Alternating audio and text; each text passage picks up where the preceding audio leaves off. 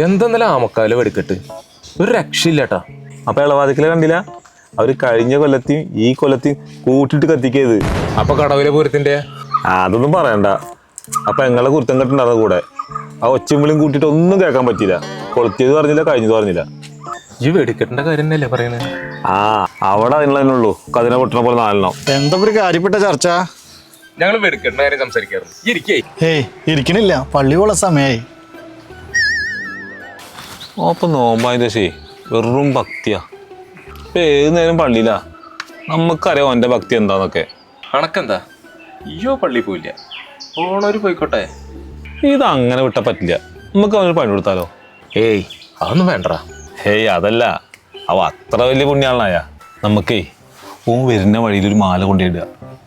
അതവ എന്താ ചെയ്യാൻ നോക്കാലോ. ഇത് പരീക്ഷിക്കല്ലേ?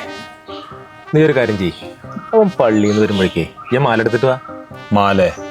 ഇന്റെ പെണ്ണിന്റെ മാലക്ക് എന്ന് വിറ്റുകണി ഞാൻ? നിങ്ങൾ നിങ്ങളുടെ പെണ്ണിന്റെ മാല എടുത്തു വാ.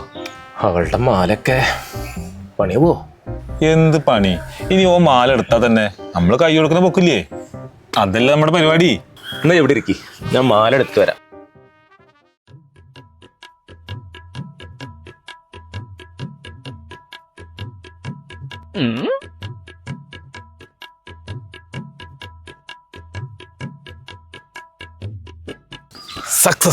സക്സസാ? അപ്പൊ മാല കിട്ടണ്ടേ? ഇനി നമ്മൾ ഓന് വീട്ടിൽ പോയിട്ട് പൊക്കും. ഇന്നൊന്നും ആണെങ്കിൽ കേട്ടോ. പിന്നെ ഉപ്പച്ചി എവിടാ? ഇപ്പച്ചി പെരുന്നാളിന് ഡ്രസ് എടുക്കാൻ പോണം പറഞ്ഞു. കോളടിച്ചല്ലോ. കോളടിക്ക്? മാല വിറ്റുണ്ടാവോ? ഏയ് കള് നേർന്നിട്ടില്ല. പൈസ ഒന്നല്ല. എന്താണ് രണ്ടാളും? വാ കേറിയിരിക്കി. എന്താ ചൂട്? ചൂട് കൂടുന്ന പോലെ തന്നെ സ്വർണത്തിന്റെ വിലയും കൂടുന്നു. അതെ അതെ അതെ. അതിനിപ്പോ ആരാ സ്വർണ്ണം എടുക്കാൻ പോണത്?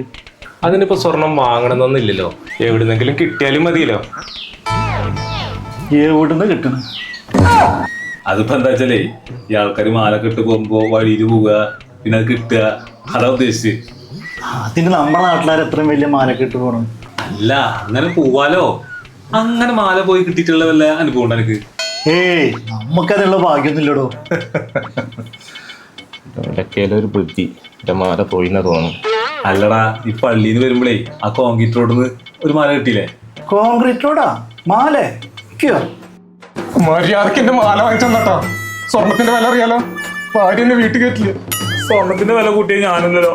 ഇതിപ്പോ ഇങ്ങനെ നമുക്ക് അറിയോ? ഇതാ വിളിക്കണോള്. എടുക്ക് പോണേ. ഹലോ.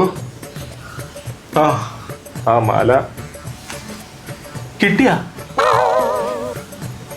ഫൈസലാ? ഏത്? നമ്മുടെ ഫൈസലിനല്ലേ? ശരി. ഫൈസലേ, ഞങ്ങൾ വെറുതെ ഒരു തമാശക്ക്. ഏടാ ഇക്കെല്ലാം മനസ്സിലായി. ഓരോരുത്തർക്കും ഓരോ വിശ്വാസമല്ലേ, നമ്മളെന്തിനാ പരീക്ഷിക്കാൻ നിൽക്കണ? എന്നാലും ആ മാല എനിക്ക് മനസ്സിലായി. ഏടാ ഈ മാലൊക്കെ വഴിയിലിട്ട് പറ്റിക്കാൻ നോക്കുമ്പോഴേ മിനിമം പേരെഴുതിയ ലോക്കത്തെങ്കിലും ഉരുവക്കുള്ള ബുദ്ധി കാണിക്കണം. ഇത് പരവന്റെ ബുദ്ധിയാവൂല. ലോക്കറ്റ് ഊരിച്ചില്ലല്ലേ?